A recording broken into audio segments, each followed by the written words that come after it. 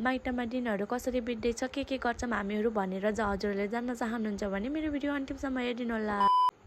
अनि हामीहरूले चाहिँ बिहान उठेर म र टाटो पानी खायौँ साथीहरू। अनि बाबुहरूले चाहिँ बिस्कुट र चिया खाए साथीहरू।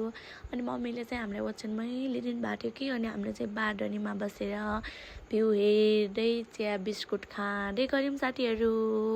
अनि तल झरेर हेर्दाखेरि त मम्मी चाहिँ हुनुहुन्न थियो किचनमा। अनि मम्मी चाहिँ आफ्नो सुँगुर हुन जानु भएको रहेछ कि साथीहरू। हेर्नु न कति धेरै माया लाग्छ मम्मीलाई चाहिँ आफ्नो पालेको वस्तुहरूको चाहिँ। अनि मेरो पुन्टु र पुन्टुको बाबा पनि गए कि सुँगुर मसार्ने भनेर। अनि हान्छ कि उसले चाहिँ। अनि हामीहरू चाहिँ एकछिन पछि चाहिँ च्याउ खोज्न गयौँ साथीहरू।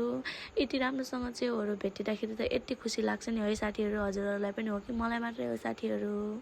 मैले चाहिँ बाबु छोडेर गएको थिएँ नि साथीहरू। अनि बाबु रुन्छ होला भनेर हामीले चाहिँ छिटो टिपेर साथीहरू घरतिर फर्क्यौँ। अनि नि साथीहरू हाम्रोतिर चाहिँ जुगा लाग्छ है साथीहरू। हजुरहरूकोतिर लाग्छ कि नाइ। अनि यस्तोमा म चाहिँ बच्चामा यस्तो गर्थेँ कि साथीहरू। हातमा चाहिँ छाप हान्थेँ। हजुरहरूले हान्नुहुन्थ्यो कि नाइ। अनि हामीहरूले चाहिँ यति च्याउ टिप्यौँ भनेर मैले चाहिँ देखाइरहेको छु साथीहरू हजुरहरूलाई।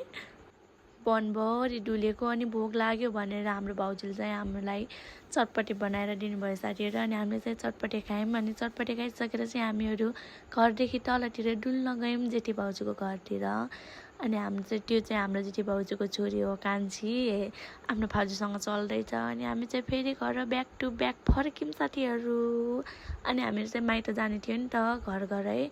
अनि हामीहरू चाहिँ बुइलाई भेट्न जामै भनेर जान लागेको थियौँ। अनि मम्मीले चाहिँ हाम्रो लागि कोसेलीहरूसँग दिएको रे कि भोलि छोरीहरू जान्छन् भनेर। अनि फेरि मेरो बहिनीले चाहिँ भोलि दिदी जाने रे च्याउ लग्ने रे भनेर चाहिँ च्याउ लिएर आएको रहेछ। अनि हामीहरू चाहिँ पारी बुइलाई भेट्न गयौँ कि। हाम्रो खानदानको नै बुढी हुनुहुन्छ नि त हाम्रो चाहिँ बुइ। अनि हामी चाहिँ बुइलाई भेटेर फर्क्यौँ। बुइले चाहिँ भोलि खाना यहाँ है भनिराख्नु भएको थियो हामीलाई चाहिँ। अनि यिनी चाहिँ मेरो प्यारी आन्टी। हजुरहरूले चाहिँ आन्टी भन्नुहुन्छ होला, मैले चाहिँ सान्जे भन्छु साथीहरू। अनि यिनी दुईवटा पछाडिका छन् नि नानीहरू। यिनीहरू चाहिँ मेरो बिहे हुनको दिन नै जन्मेका हुन् कि साथीहरू। अनि यो तलको बाबु चाहिँ मेरो छोरा भन्दा 4 दिनले पछि जन्मेको। त्यो चाहिँ मेरो दाइको छोरा हो। अनि यिनीहरू चाहिँ मेरो भदैहरू हन्। अनि मेरो चाहिँ धेरै दाइहरू छन् नि त साथीहरू। अनि हामी चाहिँ जेठा दाइको घर पाहुना खान गइरहेछौँ साथीहरू। आज चाहिँ यतै खानुपर्छ ल भनेर दाइ र भाउजूले भन्नुभएको थियो। दाइ पनि बाहिरदेखि आउनु भएको छ नि त साथीहरू भर्खर।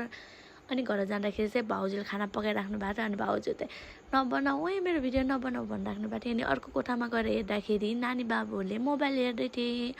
अनि हामी चाहिँ खाना खायौँ साथीहरू। अनि बाई गरेर घरदेखि आयौँ। अनि हेर्नु न साथीहरू भोलि हाम्रो भाउजू चाहिँ प्रेग्नेन्ट हुनुहुन्थ्यो नि त। अनि भोलि सँगै घुराइ फर्किउँला भन्ने सोचेको थियौँ नि। अनि भाउजूलाई चाहिँ राति धेरै गाह्रो भयो कि। अनि मम्मीले चाहिँ तेल लगाइदिइरहनुहुन्छ टाउकोमा। अनि छिटो तेल लगाएपछि छिटो अलि सजिलो हुन्छ भनेर। अनि हाम्रोतिर चाहिँ यति गाह्रो छ साथीहरू। एम्बुलेन्सहरू पनि भनेको बेला पाइन्न। अनि बोकेर लग्नुपर्छ। मेडिकलहरू पनि यति टाढा छ साथीहरू। अनि मम्मी भाउजूहरू अनि सबैजनालाई चाहिँ मिलेर लग्नुभयो भाउजूलाई चाहिँ हस्पिटल। अनि फाइनली हाम्रो घरमा चाहिँ सानो बर्थडे बितेको छ साथीहरू। अरू कुरा चाहिँ म पछि अपडेट दिइराख्छु साथीहरू। By thank you so much यहाँसम्म मेरो भिडियो हेरिदिनु भएकोमा हजुरहरूलाई धेरै धन्यवाद एभ्रिवान।